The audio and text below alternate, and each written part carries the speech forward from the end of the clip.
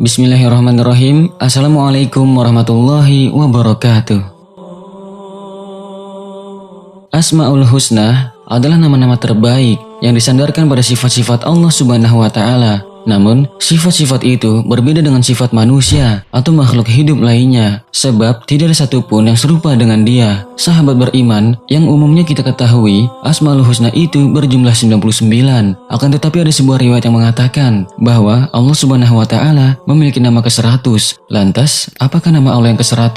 Apa makna dari nama Allah yang ke-100? Bagaimana pandangan ulama tentang nama ke-100 Allah? Simak videonya sampai akhir hanya di channel Lensa Aswaja.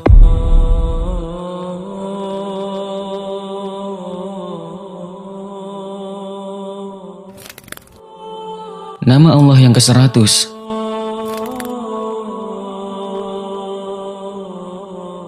Dari Sayyidina Abu Hurairah radhiyallahu anhu, Rasulullah shallallahu alaihi wasallam bersabda, Allah memiliki 99 nama, 100 kurang 1. Barang siapa yang mengisonya atau mengamalkannya, maka akan masuk surga. Hadis riwayat Bukhari dan Muslim. Sahabat beriman, sebenarnya nama Allah Subhanahu wa Ta'ala tidak terbatas hanya pada ke-100 nama tersebut saja. Ini berdasarkan sabda Rasulullah Shallallahu Alaihi Wasallam yang mengatakan, Aku memohon padamu dengan semua namamu yang engkau sebut dirimu, atau yang diturunkan nama itu di kitabmu, atau yang engkau ajarkan pada seseorang dari belakangmu, atau engkau sebut secara khusus dalam ilmu gaib di sisimu. Hadis riwayat Ahmad. Lalu mengenai tentang nama Allah Subhanahu wa Ta'ala yang ke-100 ialah ada keterangan di dalam sebuah kitab tafsir Istirobadi yang menjelaskan tentang jumlah nama-nama Allah secara cukup detail. Di dalam kitab tersebut dikatakan, sesungguhnya Allah memiliki 4.000 nama, di mana 1.000 nama hanya Allah yang mengetahui. Kemudian nama yang ke-1000 selanjutnya hanya Allah dan para malaikat yang mengetahui. Selanjutnya nama yang 1000 di Lauhul Mahfuz, yang 300 dalam kitab Taurat, yang 300 dalam kitab Injil, lalu yang 300 ada di kitab Zabur, dan yang 100 dalam kitab Al-Quran, di mana dari 100 asma Allah dalam Al-Quran tersebut hanya 99 yang zahir, sedangkan yang 1 samar, yaitu Ismul A'zam. Mengapa samar? Karena hanya para nabi dan rasulullah yang mengetahuinya. Jadi sahabat beriman, berdasarkan tafsir tersebut, nama Allah Subhanahu wa Ta'ala dalam Al-Quran berjumlah 100, yaitu 99 asma yang kita kenal dengan Asmaul Husna, dan yang ke-100-nya samar, yaitu Ismul A'zam atau namanya yang agung. Apa yang dimaksud dengan Ismul A'zam? Sahabat beriman, di dalam kitab Fathul Bari atau Syarah Sahih Bukhari dijelaskan bahwa para ulama berbeda pendapat mengenai tentang pengertian Ismul A'zam. Beberapa pendapat diantaranya ialah, pendapat pertama, ada beberapa ulama yang mengingkari Ismul A'zam. Dalam artian para ulama ini mengartikan bahwa tidak ada asma Allah yang paling agung, karena semua asma Allah itu agung, sehingga tidak boleh membandingkan antara yang satu dengan yang lain, dan tidak ada yang lebih unggul antara satu dengan yang lainnya.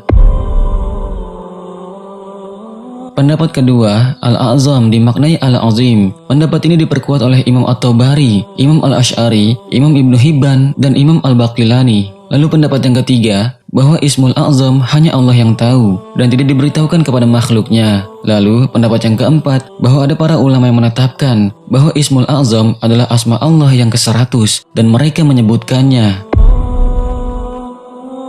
Namun dalam pendapat yang keempat ini, tentang para ulama yang menyebutkan Ismul A'zam sebagai asma Allah yang ke-100, sebenarnya di antara mereka para ulama itu juga memiliki perbedaan pendapat, dan berikut ini adalah 10 pendapat ulama tentang Ismul A'zam. Yang pertama, Ismul A'zam adalah Huwa, di mana pendapat ini dinukil oleh Imam Fakhrur Razi dari ulama ahli kasyaf. Lalu pendapat kedua, Ismul A'zam adalah Allah, karena asma Allah tidak dipakai oleh selain Allah, dan merupakan asma yang asalnya dari Asmaul Husna. Pendapat ketiga, Ismul A'zam adalah Allah Ar-Rahman Ar-Rahim. Ini berdasarkan hadis yang diriwayatkan oleh Imam Ibnu Majah dari Sayyidah Aisyah radhiyallahu anha. Namun hadis tersebut lemah. Pendapat keempat, Ismul A'zam adalah Ar-Rahman Ar-Rahim Al-Hayyul Qayyum. Pendapat ini didasarkan pada hadis yang diriwayatkan oleh Imam At-Tirmidzi dari Asma binti Yaziddan. Namun beliau menilai ini adalah hadis hasan. Pendapat kelima, Ismul A'zam ialah Al-Hayyul Qayyum. Ini berdasarkan hadis yang diriwayatkan oleh Ibnu Majah dari Abu Umamah, dan pendapat ini juga dikuatkan oleh Fakhrur Razi.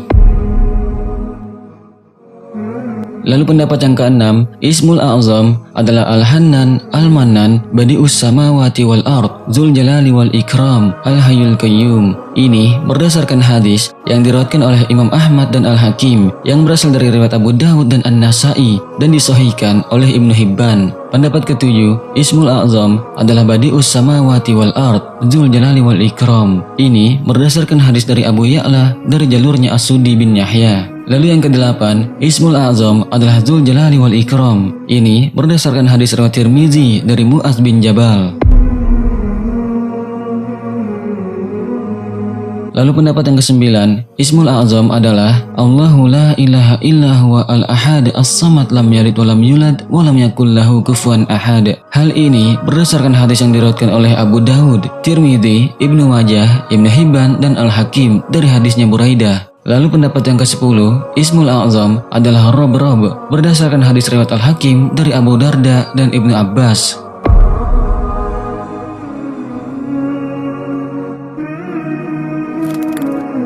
Keutamaan Ismul A'zam.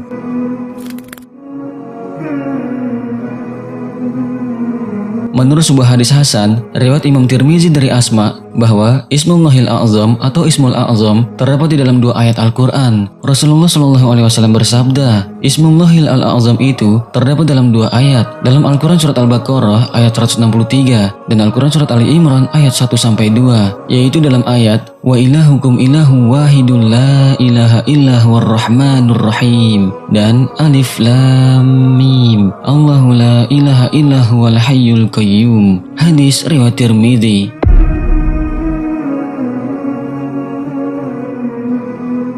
Adapun keutamaan dari Ismul A'zam ialah dapat menjadi sebab terkabulnya doa. Hal ini berdasarkan kutipan sabda Rasulullah SAW yang mengatakan, dia, lelaki itu, telah meminta pada Allah dengan Ismullahil Al-A'zam atau namanya yang agung, yang apabila ia berdoa dengannya, maka doanya akan dikabulkan, dan apabila ia meminta, maka permintaannya akan Allah penuhi. Hadis riwayat Abu Daud dan Tirmizi.